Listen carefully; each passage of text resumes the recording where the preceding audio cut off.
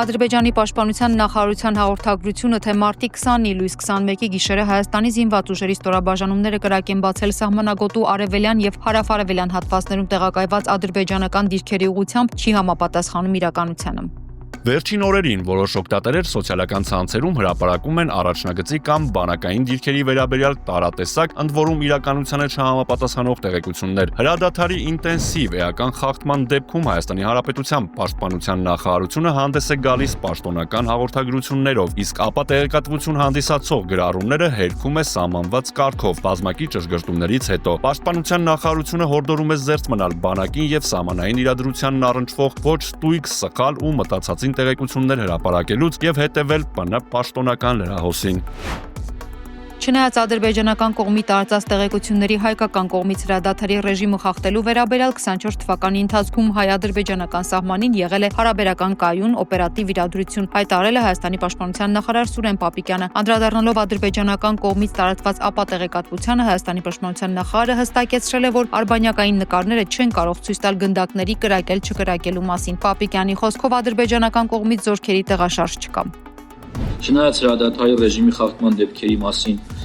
ադրբեջանական կողմի ժամանակ առ ժամանակ տարածած տեղեկությունների ընդհանուր առմամբ ամբողջ տարվա ընթացքում պահպանվել է հարաբերական կայուն օպերատիվ իրադրություն։ Մամուլում տեղի ունեցող ապատեղեկատվությունը նրա մասին, որ տեղի են ունենում կուտակումներ, զորքերի տեղաշարժեր, պաշտպանության նախարարությունը չի հաստատել։ Պարոն Պապիկյան, հիմա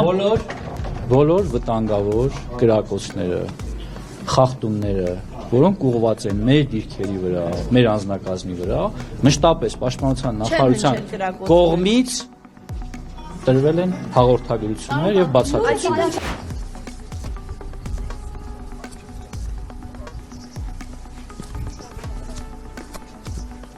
Հայաստանի անունից հումանիտար օգնությունը Սիրիա տեղափոխող բեռնատարներն այսօր առավոտյան ուղևորվել են հայ-թուրքական սահմանի Մարգարայի անցակետ։ Նախորդին կառավարության նիստում էր որոշվել, որ մարդասիրական օգնության համար նախատեսված բեռներն առավել արագ եւ նվազ ծախսերով Թուրքիայի տարածքով ցամաքային ճանապարհով կտեղափոխվեն Սիրիա։ 32 տարվա ընթացքում սա երկրորդ դեպքն է, երբ Մարգարայի անցակետը բացվում է հումանիտար բեռների համար։ Նախորդը 2023-ին էր, երբ Երևանը 100 տոննա մարդասիրական օգնություն էր ուղարկել Թուրքիա Ադիյաման քաղաքում տեղի ունեցած աղետալի երկրաշարժի ստուժածների համար։ Կամուրջը բաց կլինի 10 օր մարտի 21-ից մինչև մարտի 31-ը։ Մենք օրինակ ոչ չկածի ես չունեմ։ Ոչ էլ կարամ ասեմ խոսքի բացվի մեզ օգուտա թե ոչ։ Այսինքն մինչև առեսօր եթե մենք չգիտենք թե ինչ է կատարվում մեր երկրում։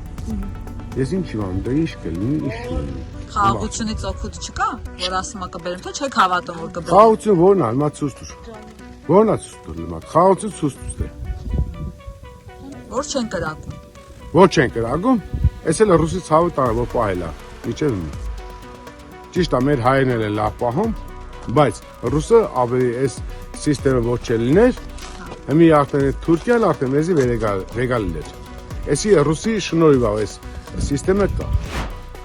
Եթե Հայաստանն իսկապես շահագրգռված է հումանիտար խնդիրների լուծմամբ, ապա պետք է ապահովի ադրբեջանցիների ապահով եւ արժանապատիվ վերադարձի իրավունքը, բացահայտի շուրջ 4000 անհայտ կորած ադրբեջանցիների ճակատագիրը եւ համագործակցի ականապատ դաշտերի քարտեզներ տրամադրելու հարցում, հայտարարել է Ադրբեջանի արտգործնախարարությունը։ Պաշտոնական հաղորդագրությունով Բաքուն իբրև հիշեցնում է, որ ագրեսիայի հեղինակը ոչ թե Ադրբեջանն է, այլ Հայաստանը, որը բոլոր ադրբեջանցիներին վտարել է թե իր երկրի տարածքից, թե շուրջ 30 տարի օկուպացված հողերից եւ իրականացրել զանգվածային սպանություններ ու ավերածություններ։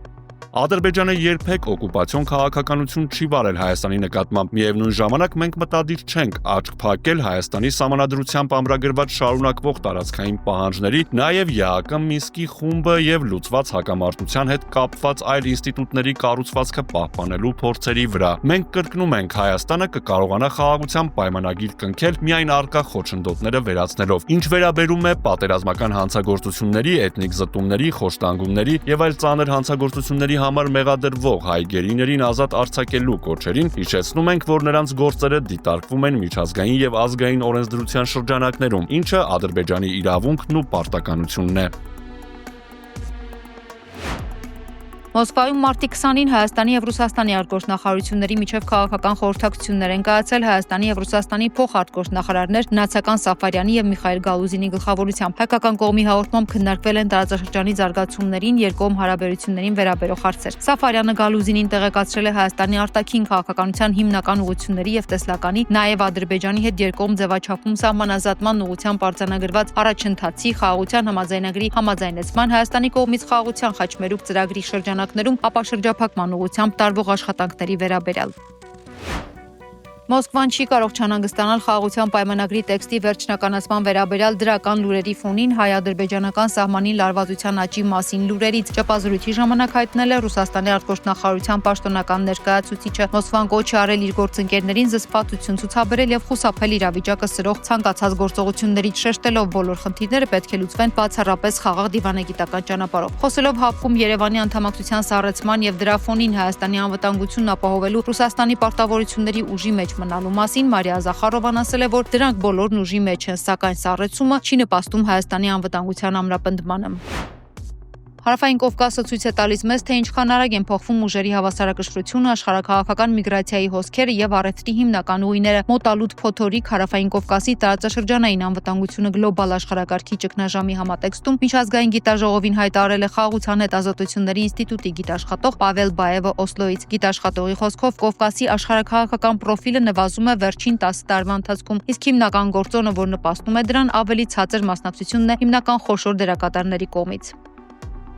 Խոշոր զարգացումների ֆոնին Հարավային Կովկասի ներկայությունը սկսում է կորել։ Այս պահին, այս օրերին Կովկասը Վաշինգտոնի մտավոր քարտեզի վրա չի գտնվում։ Ամեն հնարավոր եւ անհնարին ուղղության մեջ Կովկասը հաշվի չի առնվում եւ ակնհայտ է Կովկասի աշխարհաքաղաքական կարեւորության կորուստը։ Ռուսաստանի Դաշնության քաղաքականությունը Կովկասում եւս փոփոխվել է 10 տարիների ընթացքում։ Կովկասը դեռևս ներկա է մնում ռուսական քաղաքականությունում, սակայն նկատելի է, որ ՌԴ կառավարության համար Կենտրոնական Ասիան ավելի լուրջ կարեւորություն է ձեռք բերել։ Տանդաղորեն ՌԴ-ն նահանջում է Թուրքիայի ճնշման տակ։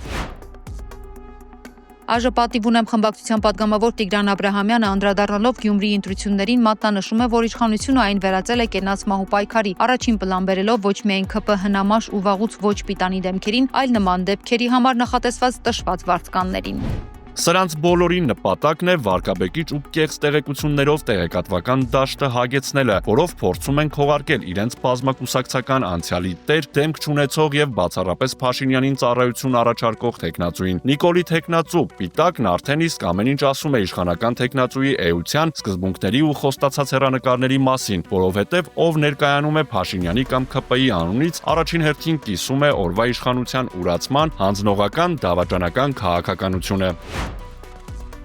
Ստամբուլի քաղաքապետ Էքրեմ Իմամօղլուի եւ ավելի քան 100 պաշտոնյայի ձերբակալությունից հետո Թուրքիայի գլխավոր ընդդիմադիր ժողովրդահանրապետական կուսակցությունը կրկին հանրահավաք է հրավիրել։ Օրվա ընթացքում Ստամբուլում տարբեր բուհերի ուսանողներ իրականացնում էին բողոքի երթեր ու ակցիաներ։ Նախքան հանրահավաքի մեկնարկը թուրքական ոստիկանությունը ռետինե փամփուշտներ եւ արցունքաբեր գազ է կիրառել ցուցարարների նկատմամբ։ Երբ ակցիայի մասնակիցները փորձել են հասնել կենտրոնական Թաքսիմ հրապարակ, ծեսկրտուք է սկսվել ոստիկանների հետ։ Ստամբուլի ընդդիմադիր քաղաքապետ Էքրեմ Իմամօղլուն սոցցանցերում հրապարակված ուղերձով դիմել է երկրի նախագահ Ռաջեփ Թայիփ Էրդողանին։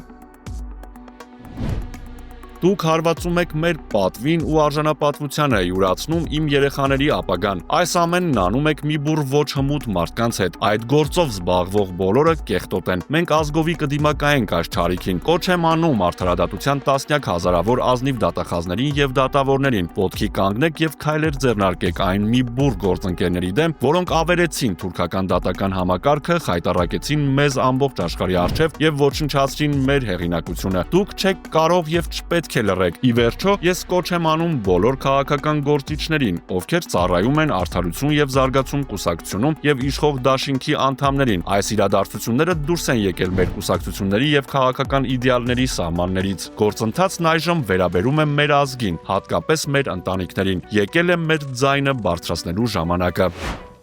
Վաշինգտոնն ու Կիևը առաջիկայում պատրաստվում են ստորագրել հանքային եւ բնական պաշարների հարցով փաստաթուղթ հայտնել են Սպիտակ տնից։ ԱՄՆ նախագահ Դոնալդ Թրամփը միաժամանակ նշել է, որ Ուկրաինայում հրադադար հաստատելու հարցով բանակցությունները դեռ շարունակվում են։ Նախագահն այս շաբաթ առանձին բանակցություններ է վարել Ռուսաստանի եւ Ուկրաինայի առաջնորդների հետ հրադադարի հարցով պայմանավորվածության հասնելու նպատակով, թեև կողմերը դրական են գնահատել շփումներ, այնուհանդերձ երրորդյա ամբողջական հրադադարի շուրջ համաձայնություն ձեռք չբերվեց, փոխարենը հակամարտող կողմերը համաձայնել են 30 օրով դադարեցնել ռուսական հարձակումները էներգետիկ ենթակառուցվածքների վրա։